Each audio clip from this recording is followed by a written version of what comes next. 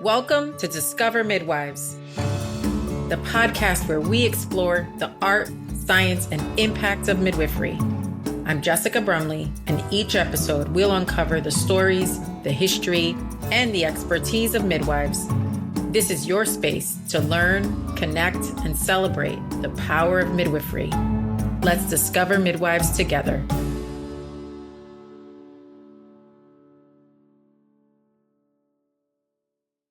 Okay, I'm so excited today to welcome to Discover Midwives, Amy Romano.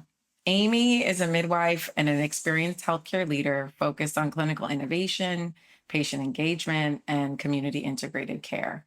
She spent her career working to transform maternity care and helping to build a national movement for more human-centered, evidence-based, and respectful care for all.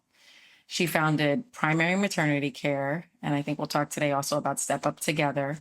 And these organizations are woman and worker owned and designed to reshape the U.S. maternity care system and improve outcomes, equity, safety, and cost. Welcome, Amy, to Discover Midwives. It's so wonderful to have you. Thank you, Jessica. I'm really excited to be here. Looking forward to this discussion. Wonderful. Before we dive deep into today's topic, I would love for you to tell our listeners a little about yourself and what led you to become so passionate about physiologic birth and evidence-based maternity care. Yeah, thanks. I've been a midwife for, 22 years now, but I have spent most of that career doing work kind of in and around the system. My career as a practicing full-time, full-scope midwife was only about 6 years. And then I transitioned into doing teaching and writing and program development and quality improvement and what I like to refer to as midwifing the system. So I work, all over the place around midwife. Hey, oh, God, you got my Let's Midwife the System t-shirt on. I didn't even think to wear mine today.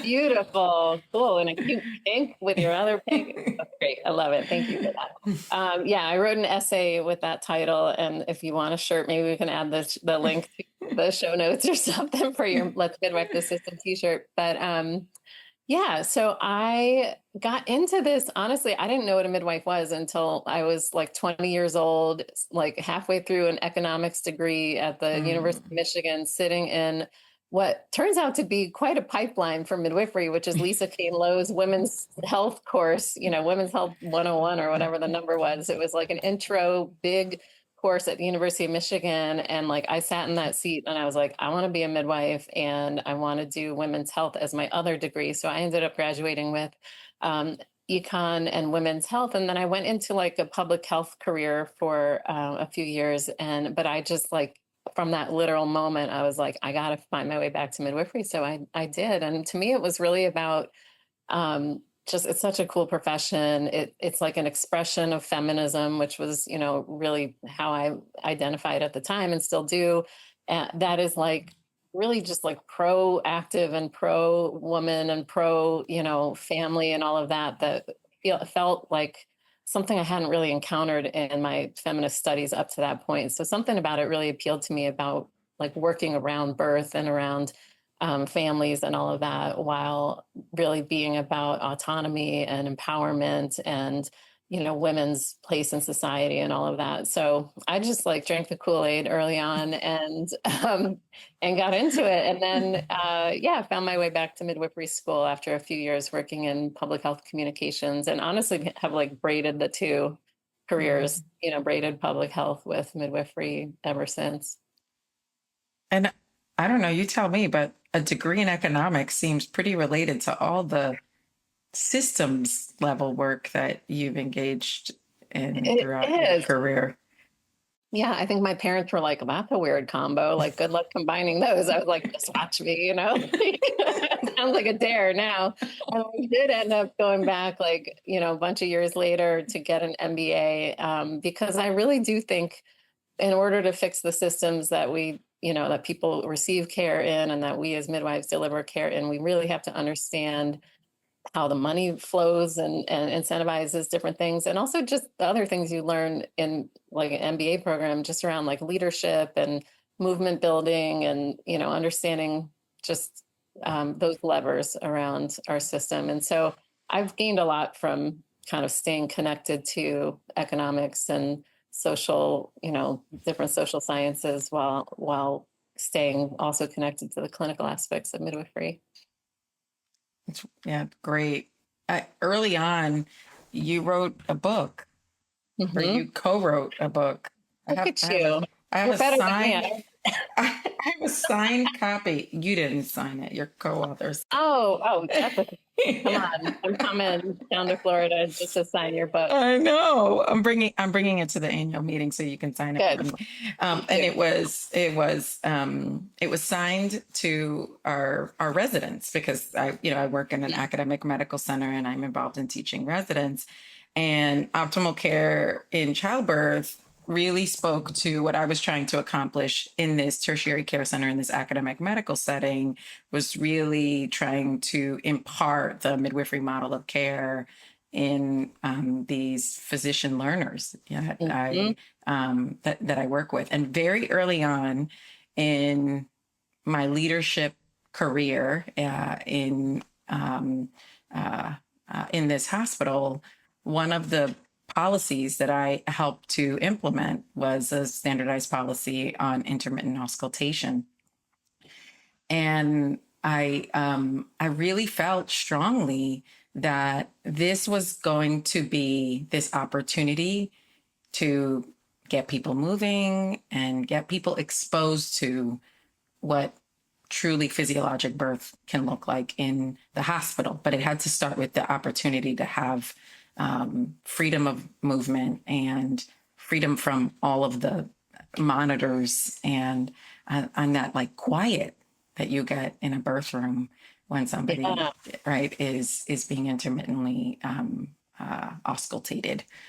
So Mhm. I wonder if we can't just start with, what is intermittent auscultation? Tell the Yeah. listeners. I'm a listener. I know. And I'm sure you have a mix of listeners who are midwives and who are birthing people themselves. So, Mhm. intermittent auscultation is like two big words for something simple. Intermittent means, like every once in a while, as opposed to continuous, which is the monitor. And auscultation is a fancy word for listening. And so, we're all familiar with auscultation with like a typical stethoscope in an office when somebody's listening to our own hearts. All this is a device, the same one they use for prenatal visits, the Doppler device used periodically during the labor to listen to the baby's heart rate and to listen to different patterns within that. And it was like the original way of paying attention to the fetus in labor, for all of the various millennia of time.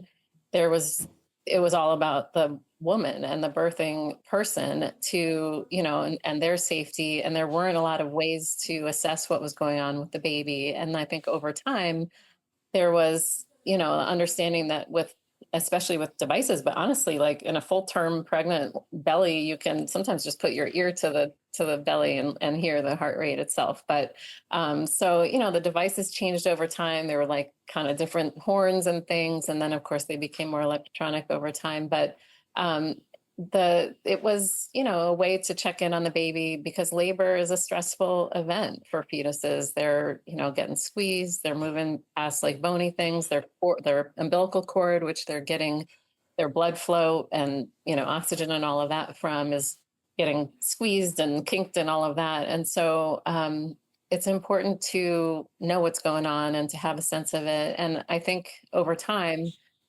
the assumption became that like more information is necessarily better and continuous. What if we could just, continuously listen to the baby? And I think we'll get into it, but the promise of that hasn't really materialized, but a lot of it really reshaped how pregnancy care or labor care specifically was delivered and has been this kind of feature of our care system for a really long time that's hard to shake off.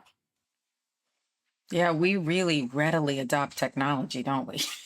Sure do. It's very Without interesting. even any evidence, right, to like support its benefit. It's almost like an assumption, right, that Yeah. that was Technology is made. better. And Hmm. technology is like a really important tool. And sometimes it is better, but it's usually better for a certain subpopulation of patients with a certain condition. And one of the things I think is really hard to explain, but is super important to understand is that like the the more that you screen a healthier population, the more just like noise you're going to get, and the less likely you're going to be able to find true problems. So if you listen to the baby inside of patients that you already know are high risk or that have, conditions that require a lot of monitoring, then and you hear something concerning, then like, yeah, there's a really good signal that something's going on in there. But if you hear like a little blip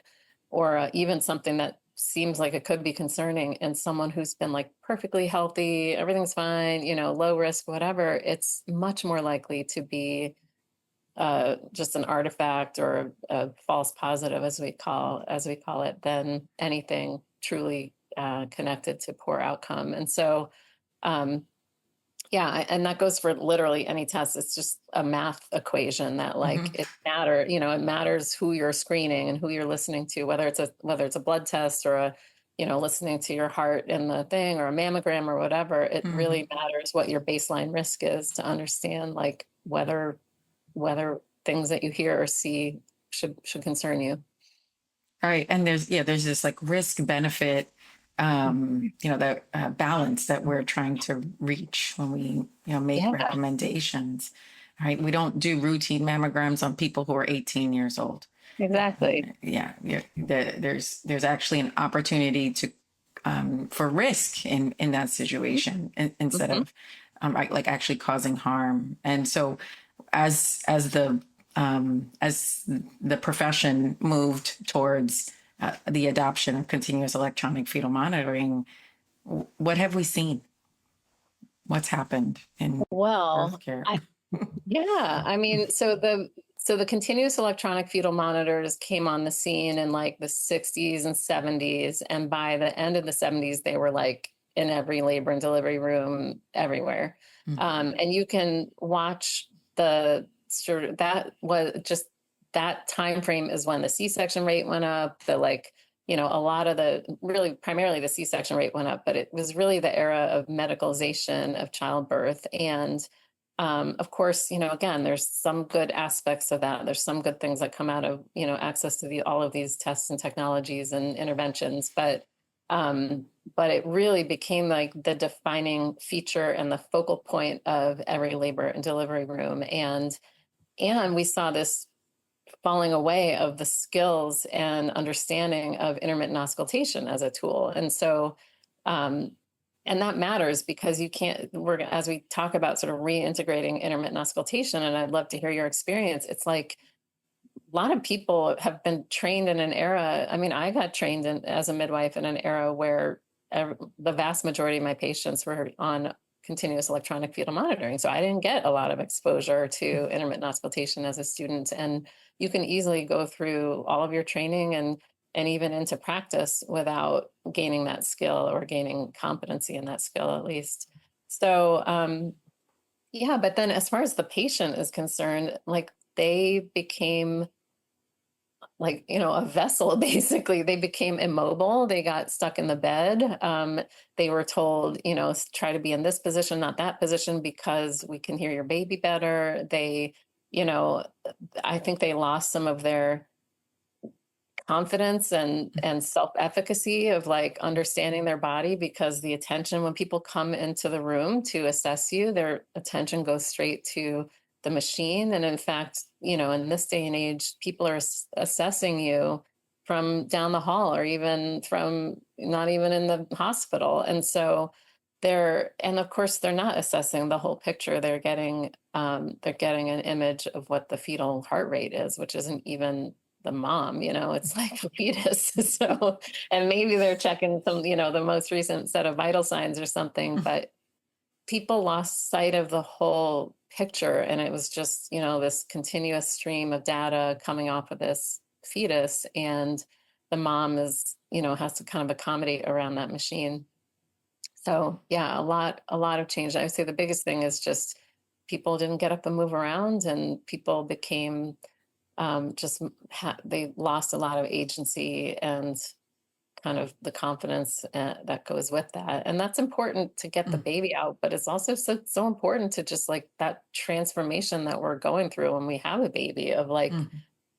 understanding what we're capable of, like getting ready for all the challenges ahead that come with raising a baby. And um, so I feel like it really is a kind of a metaphor, not a metaphor, but it holds a lot more than just like a way of assessing a clinical factor in a labor. It's tied to everything. Literally, you're tied to everything, right? Mhm. Like, okay, there's Bluetooth technology now, so you can move Sure. around, but still, you are tied to something. There's something um wrapped around your belly at a time where that usually feels really irritating for a Mhm. lot of people. You do feel cognizant of, how the sound is coming through on the monitor, and do you need to adjust, because of that. And I really think that all of that evidence on, continuous labor support improving pregnancy outcomes, part of the reasons why our outcomes changed was because we lost that, right? Mhm. We Yeah, and were to add a pulled little away support. from the bedside. Yeah, and to add a little support back in means like maybe, yeah, especially if like skilled doulas or midwives know how to work with the monitor still Mhm. on the mom, and like get them into different positions or get them up out of bed, or advocate for just a little time off the monitor so she can get in the shower or something like that. And so and then, yeah, in the era of everybody else is just in bed, laying there with their labor slowing down, and now they need, medications, or they need pain medicine because, like, you try having a contraction flat on your back. I mean, Mm. like, no thanks. Like, so I think, it's easy to see how just like getting people moving again can have a big impact. And I think that is why we see some of those improvements with continuous support, even in places that have this technology, which is basically all of the places except for community birth, which maybe a bit about. Yeah. Yeah, so I think we've talked a little bit about like how the experience is different for the laboring person, right? Like that opportunity to really be in the moment also, because Mhm. it's work. The Mhm. labor is called labor for a reason. It's work, and every noise and can be a distraction, or it can be supportive. And for a lot of people, that's a distraction from them being able to focus and doing the work of labor. Intermittent auscultation brings your support system to focus on you. It allows you to be able to move around easier. Mhm. And so I think that speaks to the difference in experience, Yeah. that can be created even in a hospital, right? Yeah. Especially in a hospital, I think. And I think that's why this is such an important topic right now, because what we see is, like you said, rising C-section rates. Mhm. And now in this point in time, I think more than ever, a recognition that it's out of control. Our rising Mhm. C-section rates are out of control, Yeah. and a lot of national and international organizations are putting attention Mhm. to the work of addressing the culture of birth, Mhm. and how that impacts rising C-section rates.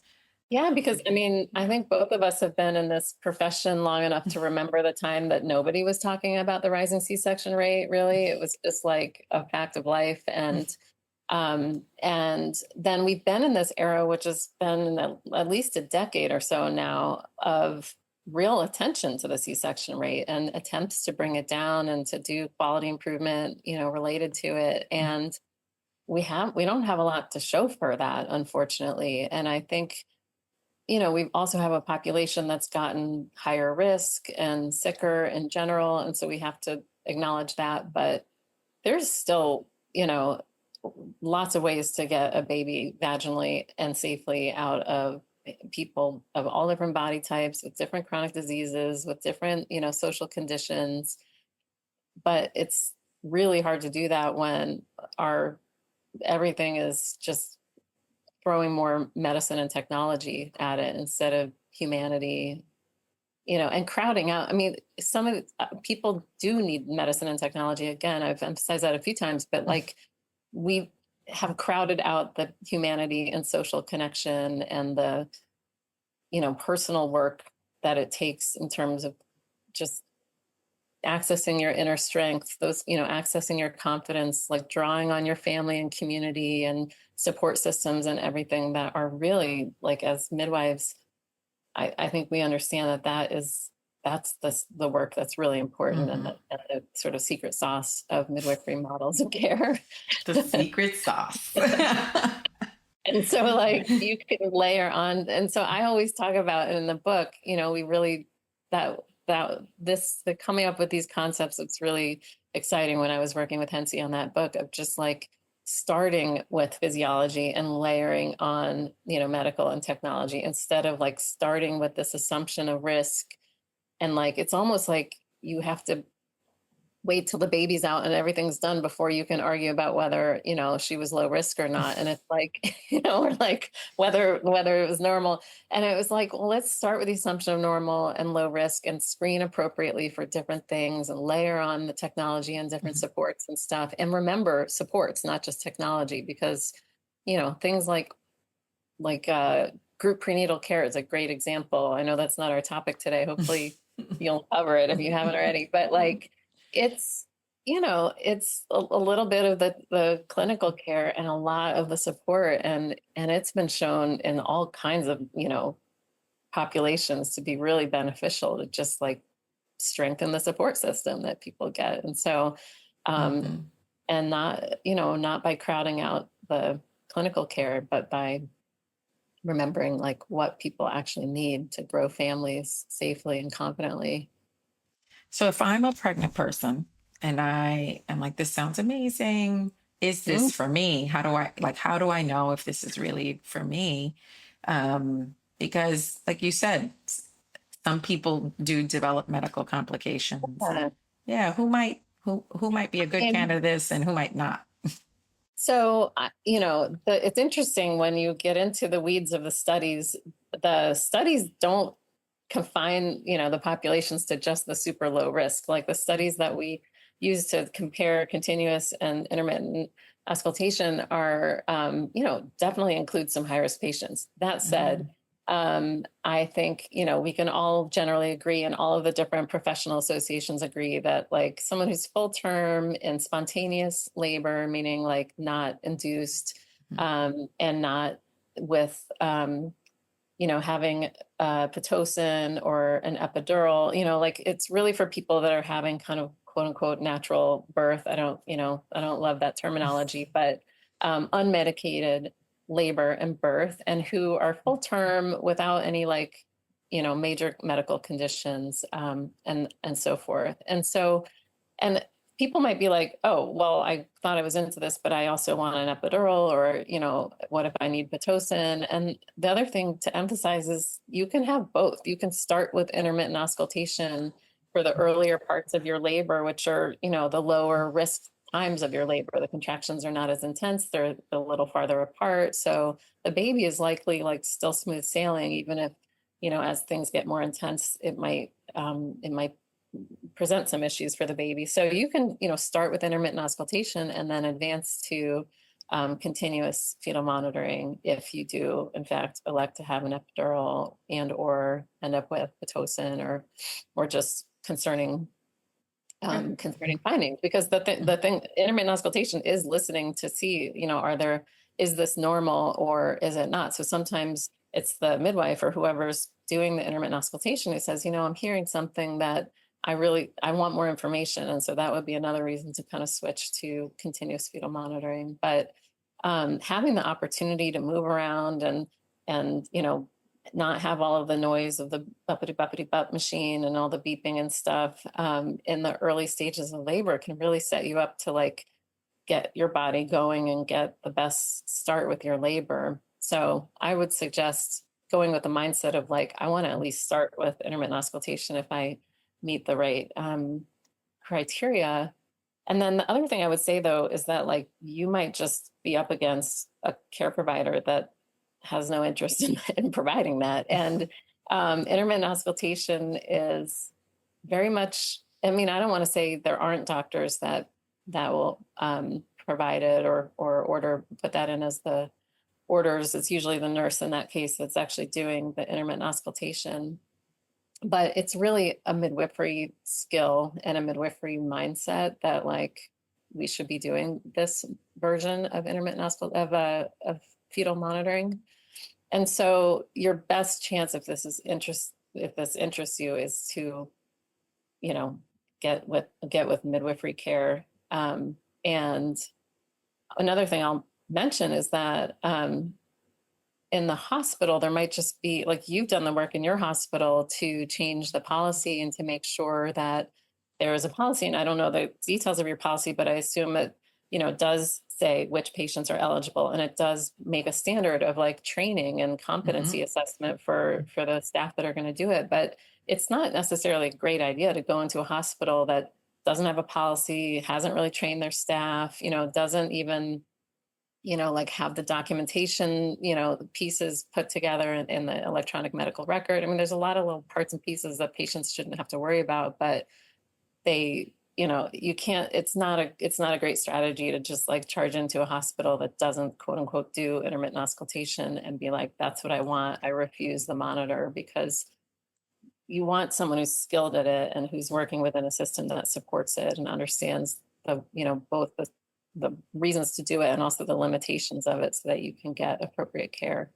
That's the hard work, right? Like that is the midwifing the system. That's the shifting the culture. And that's the work where I think midwives have really led, you know, midwives working in hospital settings have this opportunity to be able to impact the care, not only for the people that they're caring for, but for everyone who comes to birth at that institution when they start to shift this, you know, kind of policy. And we've also been leading this charge at a bigger level, you know, at that institutional level, at that national quality improvement level. And I don't know, maybe you can talk a little about that.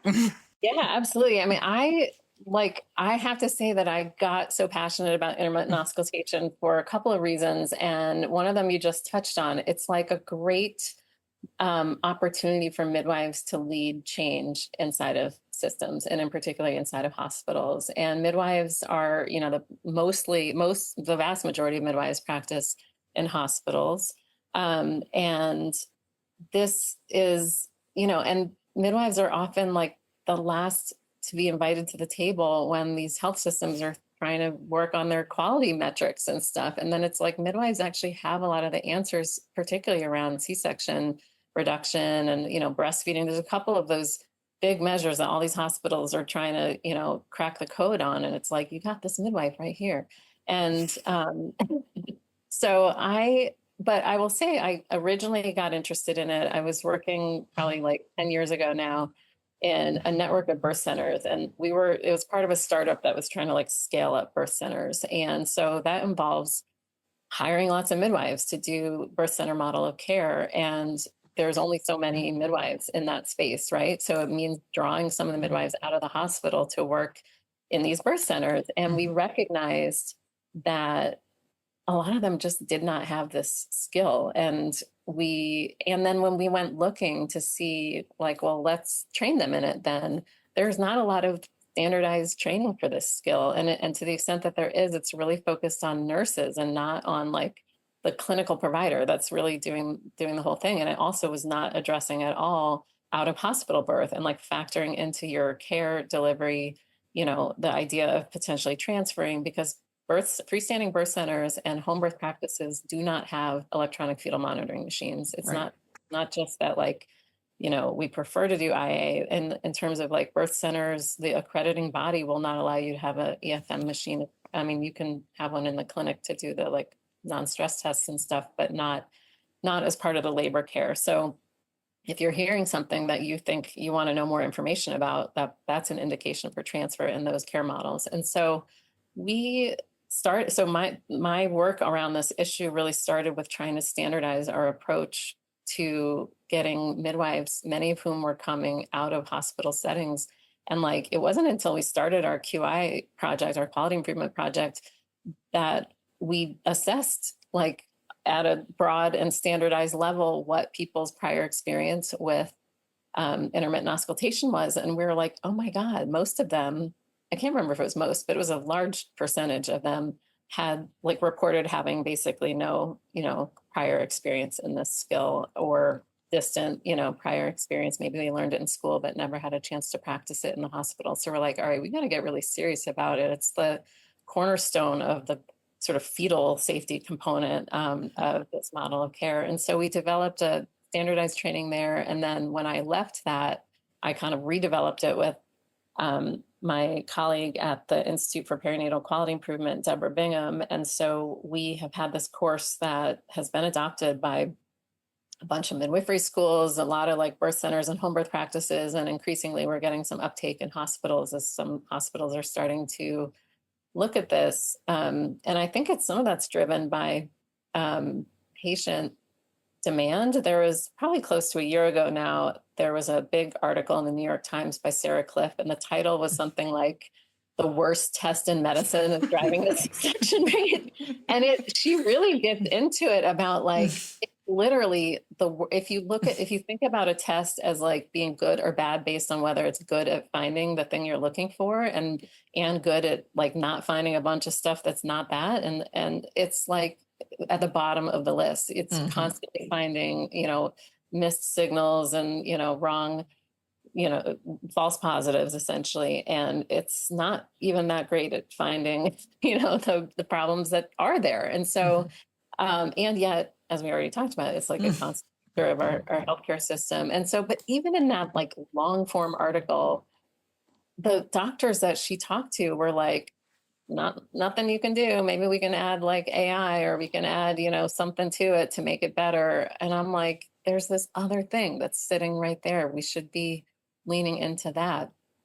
So anyway, I think a lot of patients, I heard from colleagues of mine that are in clinical practice that like that broke through, and people are starting to say like, I don't want this machine.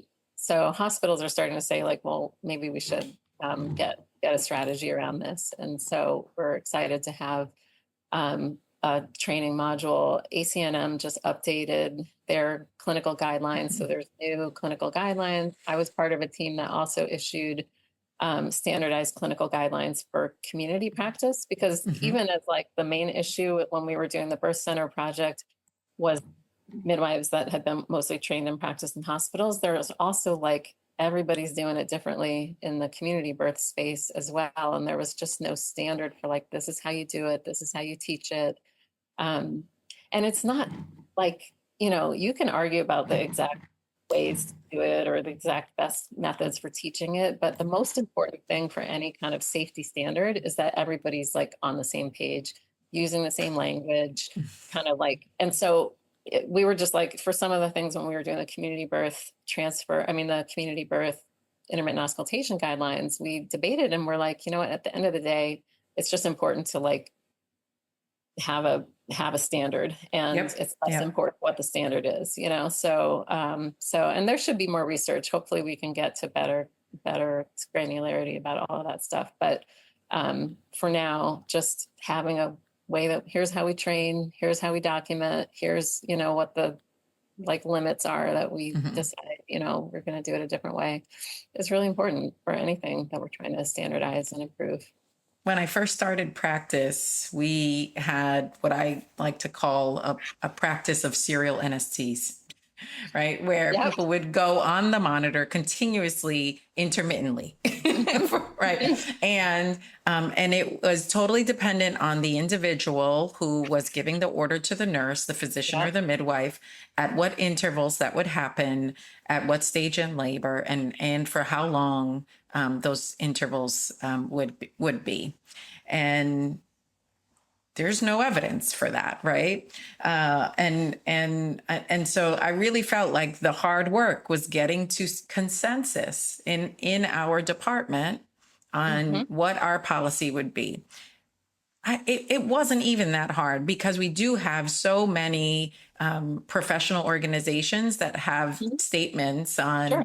on this, that, I was able to share that, Mhm. with my department members, and decide who gets this, Hmm. Yeah. how often we do it, at what stages of labor, in what way, what do we do when we hear something that doesn't quite sound, right? Right. How do we document it? And how do we make sure that we have all the tools that we need to accomplish it? Created a plan for educating all of the team, Mhm. and then I was really lucky to have midwife Mary Kay Miller, who was working on her DMP project on the and on reducing cesarean. And I said, "This is come do this with me, my team. We're Mhm. there. We've had a policy. We're doing it. We just need a little extra help Yeah. to improve the quality."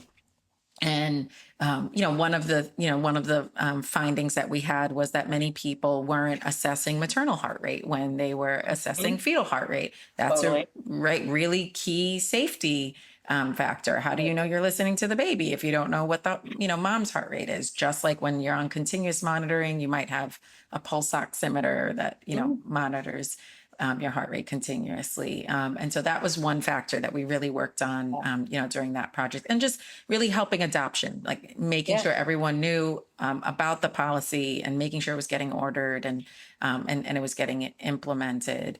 And that felt like the work, the Mhm. foundational work of starting to shift the culture. So when Yeah. last Thanksgiving,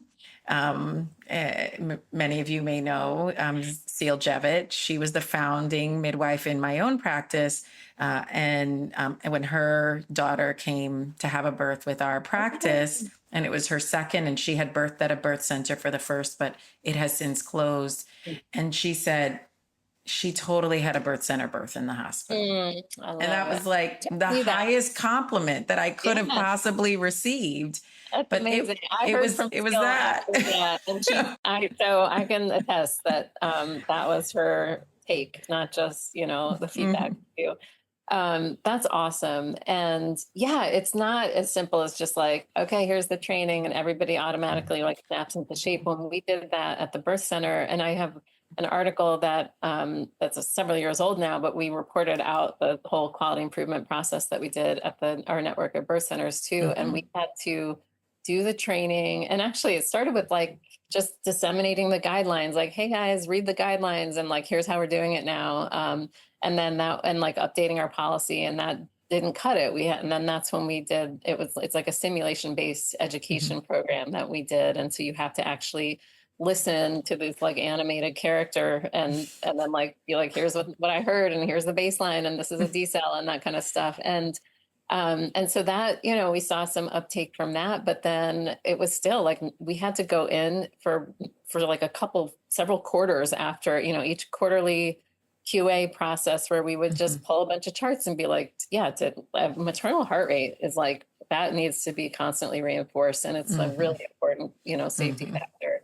But also just like, are they doing the right frequency? Or you're Mhm. supposed to increase the frequency as you get into second stage. We also really picked up on a lot of like kind of like lack of clarity around determining second stage, and had to really Mhm. put in like a expectation and a culture of like, we say out loud like, this is second stage now, and we start doing the second stage things, and we understand that like sometimes it's a little bit gray area, she's not totally fully, but she's pushing, or she's Yeah. not pushing, but she's fully, She's but it's like, grunty. yeah. But I'm like, there, not just for intermittent auscultation, but for other things too. There are different Mhm, standards for second stage, and you can't be like, wishy-washy about that. You just have mhm. to say it. And if you get in, push for half an hour and you realize like, oh wait, actually, we're gonna stop pushing for a while. Like you can, but you got to like document it. And so anyway, it brought up a lot of different stuff, but it is a project and it is work, even in an out of hospital birth setting where it's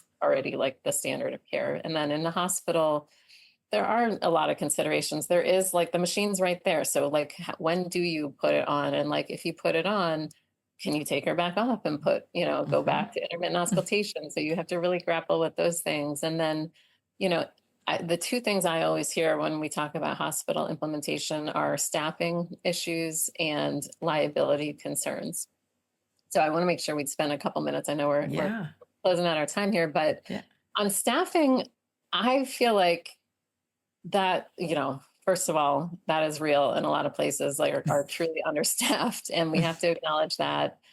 But I like to push back with like, there are a lot of things that require one-on-one. And frankly, like anybody who's actively in labor deserves one-on-one care. And we're willy-nilly given like the majority of patients a high alert drug, Pitocin, and monitoring them from down the hall. And that's not appropriate either. And so if we're going to have like whatever the standard is, it should be enough. Like if it's enough for patients that have high risk factors and have epidurals and have Pitocin, then like it should be, also adequate staffing for intermittent I auscultation. would add this. Um, it's never as many people at one time as you think it's going to be. Yeah, You know, it's just we have this huge hospital that has like 7,000 births a year. And they right. were like, oh my God, we're not going to have the nurses for it. And so what we did was we started twice a day at our safety huddle, documenting how many people were eligible for intermittent auscultation and how many people were getting it. So that was part of our sort of metrics that we Yeah. were following. And this is like a 21 bed labor unit. And it would be like two, you Like, know? we can do better. We don't have to get hit like 100%, but maybe there's a lot of No, but space. it was like that many people were even eligible for Oh, it at eligible. a Oh, time, okay. right? There you So go. it actually wasn't even that many people because of so many people requiring an induction for medical indications or choosing an epidural or not even in labor. There was a variety of reasons, but when there's this angst about are we going to have the staffing for it? We have the staffing to be one-on-one for an epidural placement on 80% of your patients at one time. I think we can, Exactly. I think we can manage this. It's never quite the number that I think people think it's going to be. Maybe it will eventually. That's the hope, Mhm. right? It Yeah. starts to shift culture, Yeah, but at sure. first Right. and It's it's a not as much as small people number of think. people, but it's such a meaningful option to preserve. Hmm. And yeah, for those patients that have really strong preferences about avoiding a medicated labor or being able to move around or whatever it is, there's all kinds of, motivations and preferences that people come to their labors with. And we should be working really hard to honor those. And honestly, I think that's a form of advocacy that people Yeah, can, right? Like a lot of hospital systems start to change when the consumer starts to demand a certain yeah, kind of care. yeah. And so, yeah, seek out midwifery care. And if that's not an option for you, demand this kind of care. Yeah. And I think the like insistence on continuous fetal monitoring is really driving a lot of the rejection of hospitals and lack of trust in hospitals that we're Hmm. seeing.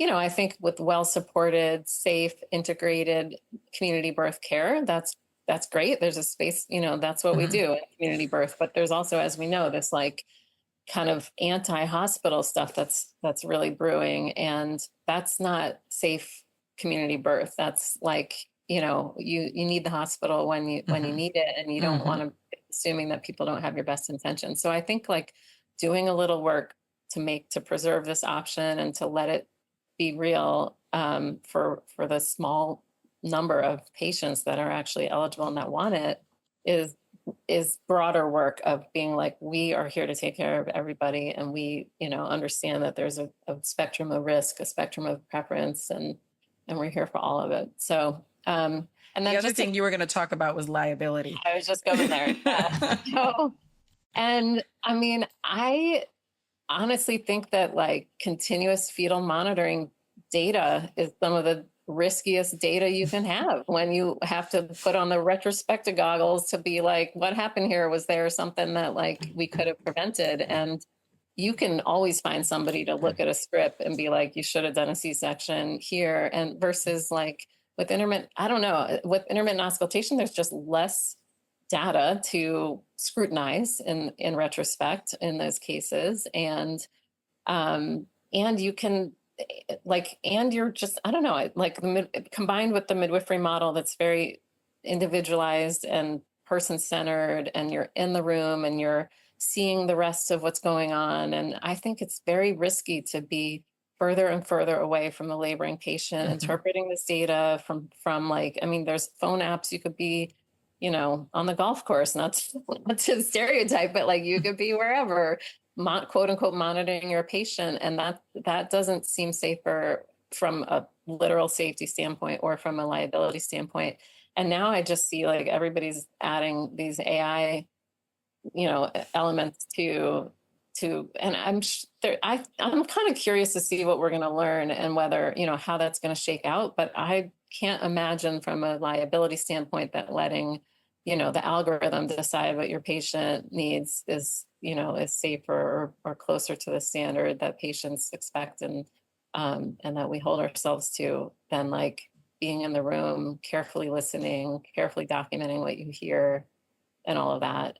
So I don't know. I just like, I also think a liability is having people do different things for different people with no standard, right? Not exactly. following evidence-based guidelines Sure. and your professional organization recommendations. Mhm. And we have Yeah. that really clear. So if we can come to a Mhm. consensus, then following that consensus, it decreases our liability. Yeah, because ACNM, we mentioned ACNM, the community birth Mm-hmm. consensus guidelines, but also A1 and Mm-hmm. APOC, all four of them support this in some form in clinical guidance, and all of the clinical guidance agrees with one another. And you were describing earlier the like serial NSTs, like find me a clinical guideline literally anywhere on the planet for that. It doesn't exist. And so you Mm-hmm. can't stand behind that and be like, well, we had her on and off the monitor. It's like, well, was she on continuous monitoring? Then why was she off for, you know, these long stretches? And if Mm-hmm. and so I think, yeah, there's good standards that are evidence-based and, you know, agree with one another that you can point to. And especially if you're adequately training your staff and adequately communicating and doing shared decision making with the patients, and they're asking for this, you know, I don't think there's a lot of hospitals out there that are just like giving everybody IA that, you know, who walks in the door, like if only, you know. It's mostly patients that are like informed and asking for it. So like that should be really protective. And, Mm. you know, it'd be interesting to like look at some of the data, but the basic elements that go into sort of risk, kind of liability risk are not really there for intermittent auscultation. Well, I have to say, it's really exciting to see the shift starting to happen. I Mm-hmm. was a part of the work that I do is working with our state perinatal quality collaborative, and we are now about to go into our third iteration of reducing cesarean section. And Mm-hmm. in our state, and Florida has a really high C-section rate, so it's important that we continue to work Yeah. on it. And although we've talked about intermittent auscultation in our labor support trainings in the past, this time we really wanted to focus on this as a key recommendation. And as we were talking about it, you know, we're starting to get a little pushback in one of the meetings. It's that natural kind of thing that you described before.